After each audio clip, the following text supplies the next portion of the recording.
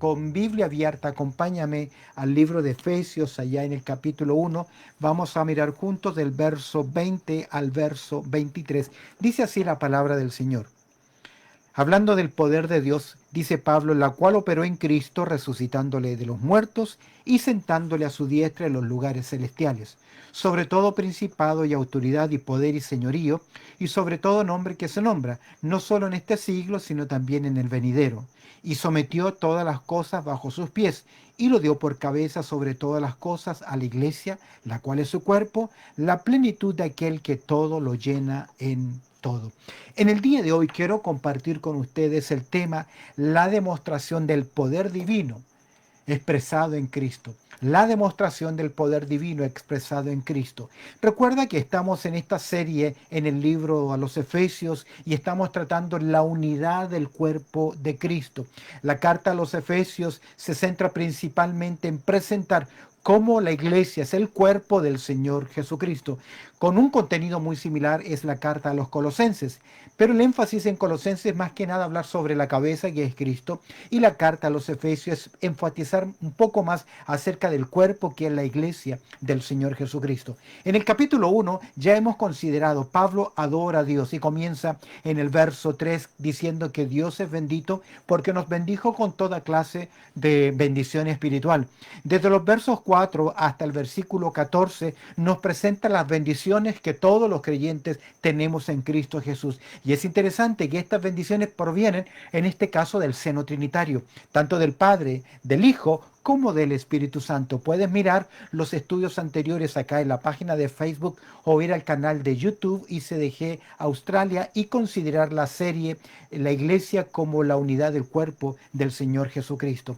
En los versículos 15 en adelante del capítulo 1, el apóstol Pablo va a elevar a Dios una oración y él va a pedir por cosas específicas por el pueblo del Señor. Da gracias en su oración.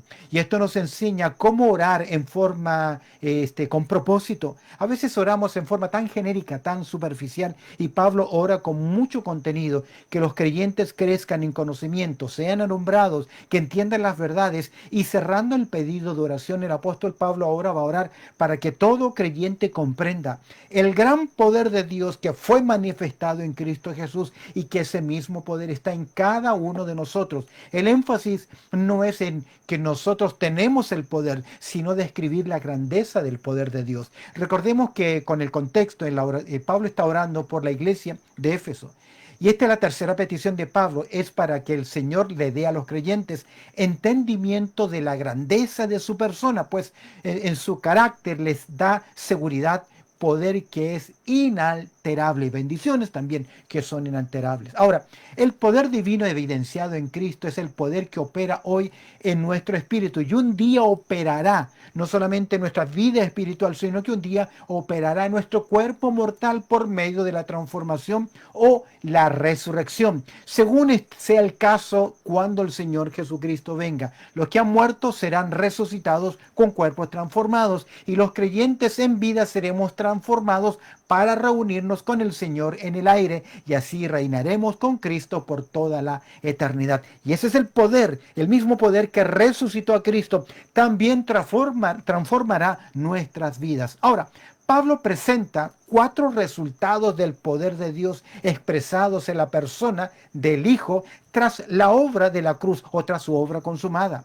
Pablo presenta 4 resultados del poder de Dios expresados en la persona del Hijo tras su obra consumada en la cruz. El primero de ellos es la resurrección. Jesucristo resucitó por el poder de Dios, fue glorificado en segundo lugar por el poder de Dios, fue entronizado con autoridad a la diestra del Padre por el poder de Dios y fue dado a la iglesia como cabeza en un propósito supremo. Quiero que entonces consideremos los 4 resultados del poder de Dios expresados en la persona del Hijo tras la obra consumada de Cristo.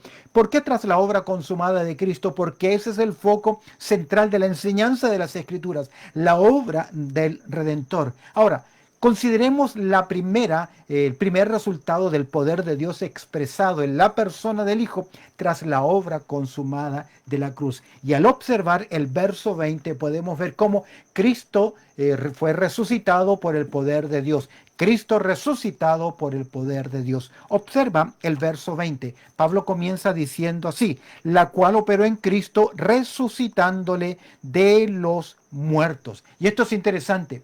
Si bien es cierto, en la narrativa de los evangelios es Jesús quien afirma que Él tiene poder para dar su vida y tiene poder para tomar su vida, en Juan capítulo 10, verso 18. E interesantemente, hablando acerca del templo, el Señor Jesucristo dijo, porque Él dice acerca, y en 3 días lo levantaré. Eso es hablando, afirmando acerca de su resurrección.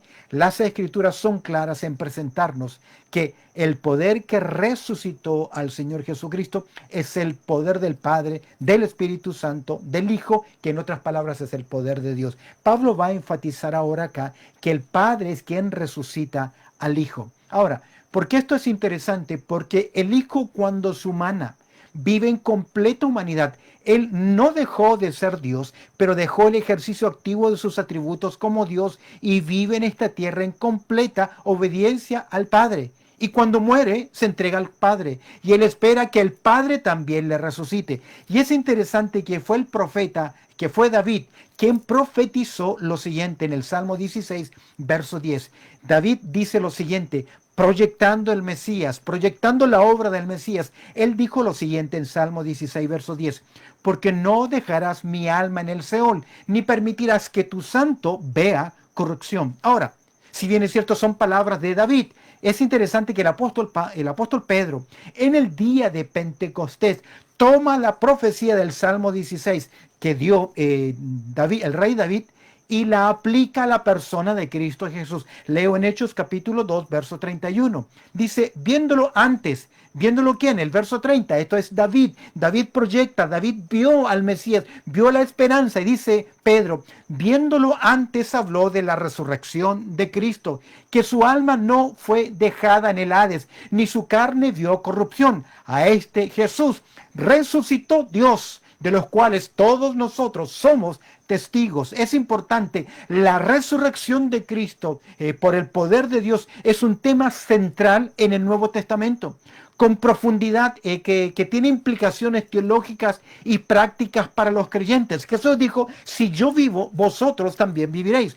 Y tiene importancia teológica, ya que si Cristo no resucitó, vana es nuestra fe, nuestra confianza o en lo que hemos creído. Es por eso que decimos que tiene la resurrección de Cristo por el poder de Dios, tiene un tema central en el Nuevo Testamento, con profundidades que implican las realidades teológicas y prácticas para los creyentes.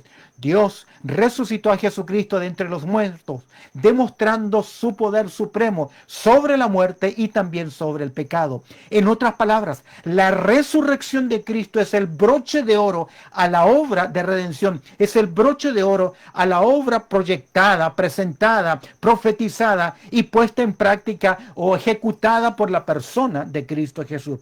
Esta resurrección no solo valida la obra redentora de Cristo, sino que también es esencial para la salvación de los creyentes, ya que no puede haber salvación ya que no puede haber salvación sin la resurrección de nuestro Señor Jesucristo.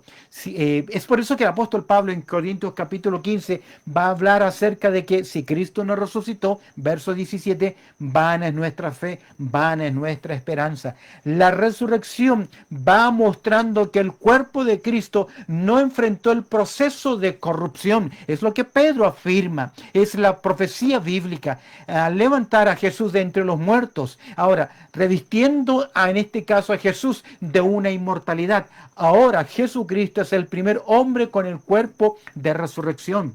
Es interesante que ahora en esa humanidad, en esa adquisición que hace el Hijo, ahora Jesucristo es el Dios hombre y como hombre resucitado que está a la diestra del Padre. Es tan importante, y Pablo va a decir que el poder que está manifestado, que está en los creyentes, es el mismo poder de Dios el Padre que resucitó a nuestro Señor Jesucristo. La resurrección de Cristo no debe ser una celebración en Semana Santa. El pueblo del Señor se reunía el primer día de la semana para celebrar el triunfo del crucificado, la resurrección que Él vive. Nosotros vivimos en Él y esa es nuestra gran esperanza, que como Él vive y resucitó, un día también vendrá a buscarnos y los muertos en Cristo resucitarán y los que estén creyentes vivos seremos también transformados. Ahora, la demostración del poder divino. Vemos acá entonces cómo va presentando Pablo los resultados del poder de Dios expresados en la persona de Cristo Jesús. Hemos visto en primer lugar la primera parte del verso 20 que dice, la cual operó en Cristo resucitándole de los muertos. Base fundamental del cristianismo. Pero en segundo lugar vamos a observar que el poder de Dios también se va manifestando en la persona de Cristo Jesús, o expresa en la persona de Cristo Jesús al glorificar al Hijo. Cristo glorificado por el poder de Dios. Observa el verso 20.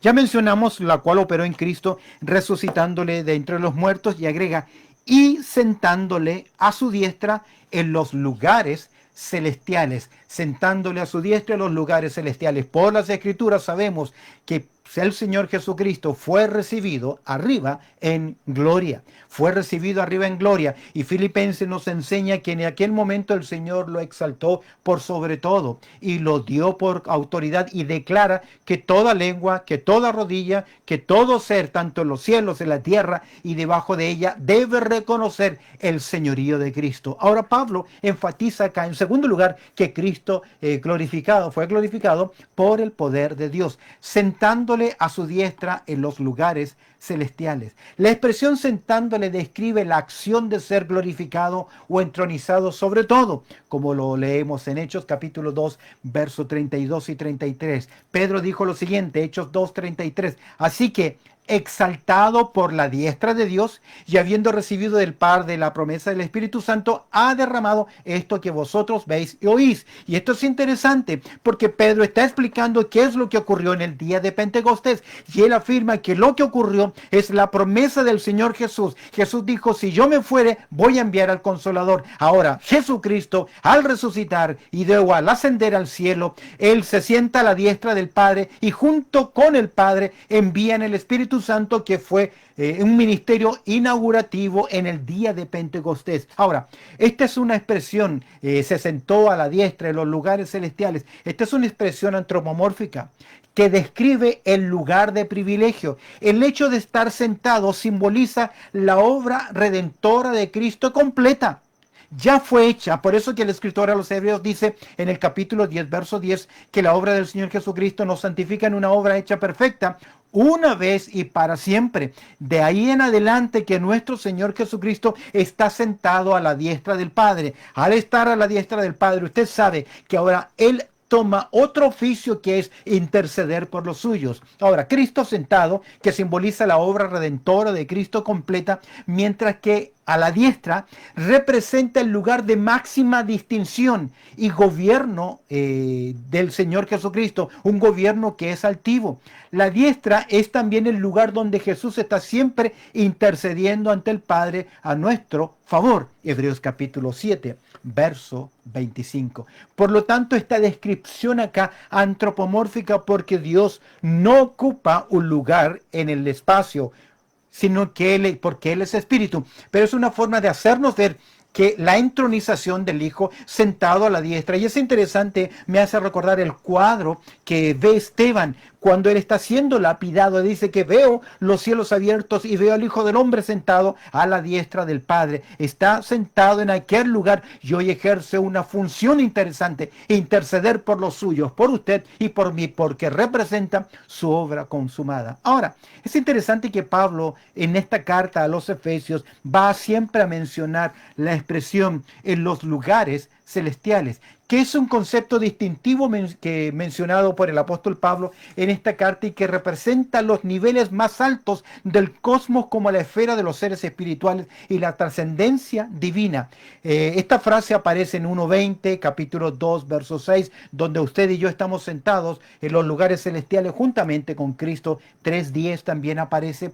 Los efesios podían tener plena confianza, porque el poder omnipotente de Dios que ha resucitado y entronizado a Jesús está a disposición y actuará también en ellos para glorificarles, de la manera que Cristo, el resucitado, viviendo en ellos, se convierte en la esperanza de gloria que es el término final al proceso de salvación que inicia en este caso la eternidad. El creyente fue elegido de eternidad a eternidad, y al enfatizar la resurrección, la esperanza, lo que Cristo ha hecho, el Padre ha hecho con el Hijo, sentándolo a la diestra, es una anticipación y una gran promesa que usted y yo también seremos resucitados. Por lo tanto, los hermanos de Éfeso debían descansar en esa gran verdad. ¡Qué gran verdad! La gran esperanza. Cristo resucitado, Cristo entronizado, pero en tercer lugar, Cristo entronizado con autoridad suprema. Cristo sentado, honrado, glorificado, pero también el verso 21 nos presenta cómo Cristo es entronizado con autoridad suprema.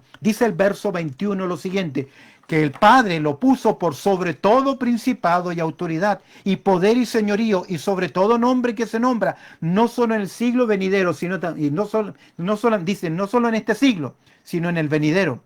No solo en este siglo, sino también en el venidero. Cristo entronizado con autoridad suprema. Es por eso que aquí hay un principio muy importante para la práctica de cada iglesia. En la iglesia, la gloria del Señor Jesucristo. Nos reunimos para celebrar el triunfo del crucificado. De hecho, cada vez que nos reunimos como iglesia en torno a la mesa, en torno al pan y la copa, es para hablar, es para reconocer la grandeza de la obra consumada de Cristo Jesús. Ahora, las Escrituras dicen, Pablo afirma que Jesucristo fue sobre todo, literalmente muy por encima de todo. Ahora, enumera Pablo sobre qué está puesto, sobre qué está entronizado con autoridad suprema. En primer lugar, vemos acá que está entronizado con autoridad suprema sobre todo principado y autoridad y poder y señorío. En el mundo invisible existen principados, autoridades, poderes. También se describe el poder satánico de huestes de maldad. Y vemos acá que el Señor Jesucristo fue entronizado por sobre todo ser creado en el universo, en el mundo visible y en el mundo invisible también. ¿Por qué? Porque Él es el supremo. Dice principado, Él está por encima de los principados, autoridades, poder y señorío. Nada hay por sobre su persona. Nada hay por sobre su autoridad. Todo está bajo su autoridad, aunque en el presente no vemos, como dice el escritor a los Hebreos, no vemos un día, sabemos que se cumplirán todas las promesas y Jesús será Rey de Reyes y Señor de Señores. No es que no lo es, pero un día será manifestado en una forma universal sobre esta tierra. Un día se manifestará sobre esta tierra y se proyectará por toda la eternidad. Su autoridad suprema sobre principados y autoridades y poder y señorío y sobre todo nombre. Es decir, no hay título alguno que sea mayor que nuestro Señor Jesucristo. Es por eso que Pablo establece claramente, el Señor lo resucitó, Él está a la diestra, y leo para usted en Filipenses capítulo 2, versículo 9, las palabras del apóstol Pablo. Por lo cual, Filipenses capítulo 2, verso 9, por lo cual Dios también lo exaltó hasta lo sumo. No hay nada más alto que Él. Y le dio un nombre que es sobre todo nombre, para que en el nombre de Jesús se doble toda rodilla de los que están en los cielos y en la tierra y debajo de la tierra, y toda lengua confiese que Jesucristo es el Señor, para gloria de Dios Padre. Es interesante que los judíos, los fariseos, el Sanedrín, quisieron humillar a Jesús y lo humillaron crucificándole. Y un día, a pesar de que ellos no quisieron reconocerle, un día tendrán que doblar su rodilla. Un día todo ser humano, aunque rechace la verdad de Dios, un día tendrá que doblar sus rodillas e inevitablemente reconocer el señorío de nuestro Señor Jesucristo. ¿Por qué? Porque el Padre ha entronizado a Cristo con toda autoridad suprema. Ahora, en el plan de redención y en la proyección del reino de Dios, Jesucristo es el segundo Adán. Y como segundo Adán, Él debe establecer un reino sobre esta tierra. Debe recuperar lo que el primer Adán perdió en el huerto del Edén. Recuerda que Dios le dio a Adán y Eva la autoridad suprema de gobernar. El Salmo capítulo 8, después de la caída, sigue afirmando esa misma verdad, que todo lo lo puso debajo de sus pies. Salmo capítulo 8. Y el escritor a los Hebreos en el capítulo 2 aplica el Salmo capítulo 8 a la persona de Cristo Jesús, ya que un día Él pondrá su pie sobre todos sus enemigos y un día doblegará toda autoridad sobre esta tierra. ¿Por qué? Porque su nombre es sobre todo nombre. Y también un día el mismo Hijo entregará todos los reinos a su Padre. Dice el texto, verso 21, principados y autoridad y poder y señorío, Él es sobre todo eso y sobre todo nombre. No hay otro título más que a la persona de Cristo Jesús, no solo en este siglo, sino también en el venidero. Normalmente, este siglo tiene que ver con este periodo que aún, a pesar de que Satanás fue enjuiciado, fue dado de baja, el Señor Jesucristo triunfó sobre él, aún sigue siendo activo en esta tierra.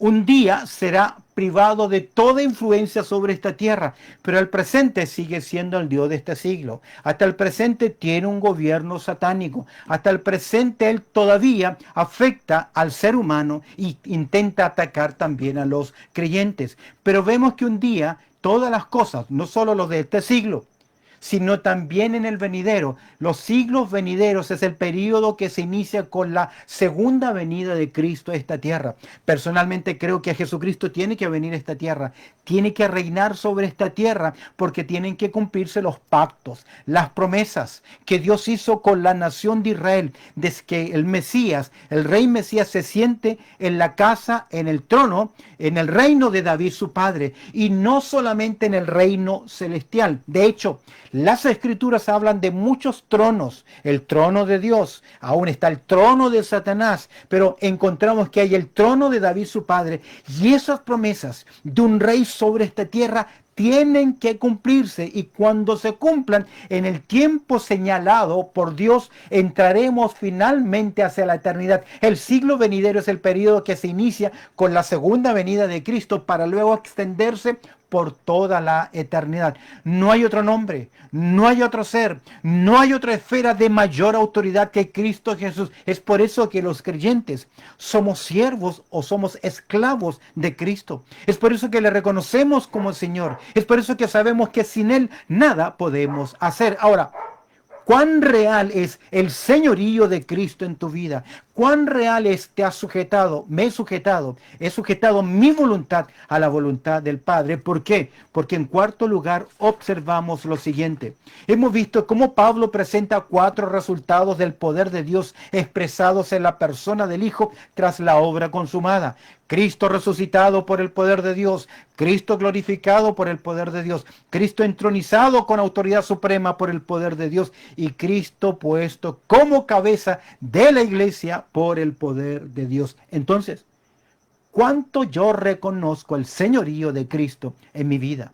Mira lo que dice los versos 22 y 23. Y sometió todas las cosas bajo sus pies y lo dio por cabeza por sobre todas las cosas a la iglesia. Y agrega verso 23, la cual es su cuerpo, la plenitud de aquel que todo lo llena en todo. Cristo, cabeza de la iglesia. Observa cómo Pablo comienza. Y sometió todas las cosas bajo sus pies. Todo es todo, absolutamente todo está sujeto a él. Esta es una expresión que tiene que ver con el dominio, con la autoridad, con la soberanía. Es interesante, me hace recordar el Salmo capítulo 2 cuando el padre dialoga con el hijo y le dice, pídeme por herencia, que yo te daré por herencia todas las naciones, al poner bajo su pie de autoridad sobre ellas. Dice el texto, y sometió todas las cosas bajo sus pies. Esto es el padre al hijo. Y lo dio por cabeza. Es decir, es la autoridad tiene la autoridad de gobernar, de dar dirección al cuerpo. Sin la cabeza, el cuerpo no puede existir. El cuerpo humano puede existir sin una mano, sin un ojo, sin un pie, amputado en algún miembro o con la pérdida de algún sentido. Pero un cuerpo no puede existir sin su cabeza. Por lo tanto, la cabeza significa dirección del cuerpo, significa gobierno, significa el centro de comando. Es por eso que Jesús dice, separados de mí, Juan capítulo 15, verso 5, nada podéis hacer. Y observa lo que Pablo viene mencionando. Tiene autoridad sobre todas las esferas, sobre todo nombre, y ahora habla, sometió todas las cosas bajo sus pies y lo dio por cabeza, lo dio por guía, lo dio por autoridad, para conducción sobre todas las cosas. Y esto es interesante, sobre todas las cosas a la iglesia. Debemos entender que el Padre le ha dado oficios al Hijo. Debemos entender que todos los oficios que el Padre le ha dado al Hijo, el ser cabeza de la iglesia, de acuerdo a este texto, es el principal, no sé si el principal, pero es sobre todo los demás, es un gobierno, es una posición de autoridad especial y única. Al ser cabeza de la iglesia, Él es el que está sobre todos los oficios de Cristo, el ser cabeza de la iglesia. Ahora, ¿la iglesia qué es? La iglesia es el cuerpo del Señor Jesucristo. En esta epístola contiene una revelación muy completa y muy clara de lo que la Biblia enseña sobre la iglesia. Creo que la iglesia es parte del programa de Dios, es parte del designio divino, es parte de lo que el Señor Jesucristo compró con su precio, con su obra en la cruz. Recuerda Hechos capítulo 20, verso 28, que habla de la iglesia que Él compró con su propia sangre. La iglesia, en primer lugar, es el cuerpo de Cristo. Cristo como cabeza la dirige. Esta metáfora del cuerpo es la figura de la iglesia dominante en esta carta. Cristo es la que la gobierna, la dirige, la conduce. La cabeza gobierna y dirige el cuerpo, como asimismo cuida y sustenta a todo el cuerpo. El cerebro nos protege de estímulos para concentrarnos en una dirección. Envía la información. Usted no tiene que pensar que tiene que respirar o lo demás. Es o hacer funcionar el corazón. El cerebro, la cabeza es la que comanda todo eso. Ahora, ¿quiénes pertenecen a la iglesia? ¿Quiénes son los que pertenecen al cuerpo? Son aquellos que están vinculados con Cristo Jesús y que están bajo su gobierno y su autoridad. Es decir, en otras palabras, los cristianos, aquella persona que ha depositado su fe en Cristo Jesús. Tempranamente Pablo en su vida cristiana entendió esta verdad, ya que él perseguía a los del camino, sin darse cuenta, ya que el Señor le dice: Saulo, Saulo, ¿por qué me persigues? Por lo tanto, al perseguir a un creyente, estaba persiguiendo a Cristo Jesús. Pablo claramente entiende ese concepto de cuerpo. Para entender y profundizar un poquito más, podemos estudiar 1 Corintios capítulo 12. Ahora, la iglesia es el cuerpo de Cristo. La iglesia es la plenitud de Cristo. Hay una relación vital entre Cristo y la iglesia, como la existencia, como existe entre la cabeza y el cuerpo. Cristo resucitado y mediante el Espíritu Santo está presente en cada uno de los miembros de su cuerpo para darles vida y crecimiento. Recuerda que Cristo, a través de la obra del Espíritu Santo, a través del bautismo del Espíritu Santo, en el momento en que creemos, somos puestos en el cuerpo de Cristo. Formamos parte de ese cuerpo universal, formamos parte de esa iglesia universal que la compone toda persona que ha recibido a Cristo como su Salvador personal. Y ahora es interesante que la iglesia no simplemente es el cuerpo, es la iglesia, es la plenitud. Cristo se manifiesta a través de ella, su presencia está también en la iglesia, está esa unión mística, esa vinculación especial, pero también las escrituras nos enseñan que la iglesia es un misterio. Y antes de cerrar el estudio en el día de hoy, mira conmigo al capítulo 3. Vamos a llegar en nuestro estudio a esta porción, pero anticipadamente quiero que observes cómo la iglesia es un misterio. Dice el apóstol Pablo en capítulo 3, verso 1, por esta causa yo también, prisionero de Cristo Jesús por vosotros, los gentiles, y va a hacer mucho énfasis Pablo entre nosotros, vosotros, entre los judíos y los gentiles, y va a hablar acerca de los gentiles. Si es que habéis oído de la administración de la gracia de Dios que me fue dada para con vosotros, que por revelación, verso 3, Efesios 3:3, que por revelación me fue declarado el misterio como antes lo he escrito brevemente. ¿Dónde lo escribió? En el capítulo 2, donde nos habla que usted y yo somos parte del edificio, somos parte de la familia, somos parte del cuerpo. Aquellos que en capítulo 2, verso 12, estábamos sin Cristo, alejados de la ciudadanía de Israel, ajenos a los pactos de la promesa, sin esperanza y sin Dios en el mundo. A nosotros gentiles que no teníamos nada, ahora somos parte de la familia de Dios, somos parte del cuerpo, somos parte de la iglesia, de la cual Pablo le llama un misterio, como lo he escrito brevemente. Un misterio en las Escrituras. Y hacía mención cuando estudiábamos el capítulo 1 acerca de cómo el Hijo va revelando esos misterios. Y decíamos que un misterio es una verdad oculta a los ojos de los hombres, pero que ahora está siendo dada a conocer. Y observa lo que dice Pablo. Porque por revelación me fue declarado el misterio, como antes lo he escrito brevemente, leyendo, lo cual podéis entender cuál sea mi conocimiento, y de nuevo, en el misterio de Cristo, verso 5 del capítulo 3 de Efesios, misterio, escucha bien, que en otras generaciones no se dio a conocer a los hijos de los hombres, como ahora es revelado a sus santos apóstoles y profetas por el Espíritu, que los gentiles son coherederos y miembros del mismo cuerpo y copartícipes de las promesas en Cristo Jesús por medio del Evangelio. No es simplemente la salvación de los gentiles. ¿Por qué? Porque anticipadamente la nación de Israel debía ser testigo a las naciones y que las naciones debían convertirse al Dios de Israel. Los salmos hablan acerca de las naciones viniendo a adorar al Mesías. Más que solamente la salvación de los gentiles es cómo es que ahora gentiles y judíos pueden ser parte del cuerpo de Cristo, y lo son porque el Señor Jesús dio a Jesucristo como cabeza sobre todas las cosas a la iglesia. ¿Y qué es la iglesia? El cuerpo de Cristo. ¿Qué es la iglesia? En el capítulo 5 lo vamos a ver, la novia de Cristo. Anticipadamente vemos acá que la iglesia es la novia de Cristo, por la cual Cristo se entrega, muere, se sacrifica por ella, da su vida por ella. Por lo tanto, menospreciar a la iglesia, menospreciar su iglesia local, menospreciar a los hermanos de la iglesia local, es una tremenda ofensa a la persona de Cristo Jesús. No sé si usted logra dimensionar cada vez que usted abusa de los creyentes, de sus hermanos, cada vez que usted nos maltrata, cada vez que hablamos de ellos, cada vez que sacamos provecho de nuestros hermanos, estamos ofendiendo a Cristo, porque mi hermano, tu hermana, aunque sea menor en educación, aunque yo lo considere como inferior, eres una persona grande, es una persona importante, porque Cristo murió por tu hermano, Cristo murió por esa persona. Pensemos en la conclusión de lo que hoy hemos considerado. Pablo ora para que los creyentes comprendan el poder de Dios en el creyente. Fue demostrado en Cristo al resucitarle, al glorificarlo, al entronizarlo, al darlo por cabeza a la iglesia. Ahora, si Cristo es la cabeza de la iglesia, Él es quien la gobierna. Ahora, el cuerpo, los creyentes, debemos obedecer el comando de la cabeza. Y la pregunta es, ¿estoy sujeto a la cabeza?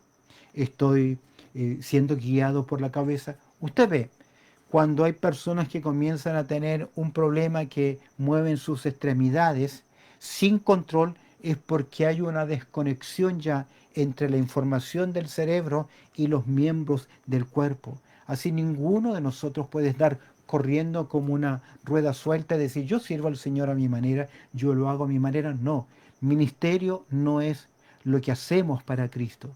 Ministerio es lo que Cristo hace a través de nosotros, y siempre será a través de la cabeza, y siempre será a través de la manifestación de la cabeza, que es la iglesia local. Que el Señor añada su bendición a lo que hoy hemos considerado, y te pido que me acompañes en oración. Bendito Padre Celestial, queremos darte muchas gracias porque has entregado a Jesucristo por sobre todas las cosas como cabeza de la iglesia. Ayúdanos a profundizar en esta verdad, a caminar en esta verdad, a concientizarnos en esta verdad, que no corremos de forma independiente, que necesitamos la dirección de la cabeza, necesitamos sujetarnos a su señorío, necesitamos sujetarnos a su dirección, ya que Cristo es el que comienza en nosotros esa buena obra y la va a perfeccionar. Ayúdanos a entender que separados de Cristo Jesús nada podemos hacer, que religiosamente y aún falsa o hipócritamente podemos vivir una vida cristiana aparente, pero la cabeza que es Cristo nos conoce y nos examina profundamente. Te pido, buen Señor, que tú nos ayudes en este discernimiento, en esta verdad, y que hoy podamos doblar nuestras rodillas y reconocer ese señorío, reconocer a Jesucristo, su comando sobre nuestras vidas, ya que no solamente somos hermanos y amigos de Cristo, también a la luz de las Escrituras somos sus siervos y vivimos para Él y morimos también para Él. Y como decía el apóstol Pablo, que nuestra motivación sea una sola, a fin de conocerle. Añade tu bendición a lo que hoy hemos considerado de tu palabra y ayúdanos a tener claridad y entendimiento en estas verdades. Pues oramos dándote muchas gracias a través del precioso nombre de Cristo Jesús. Amén y amén.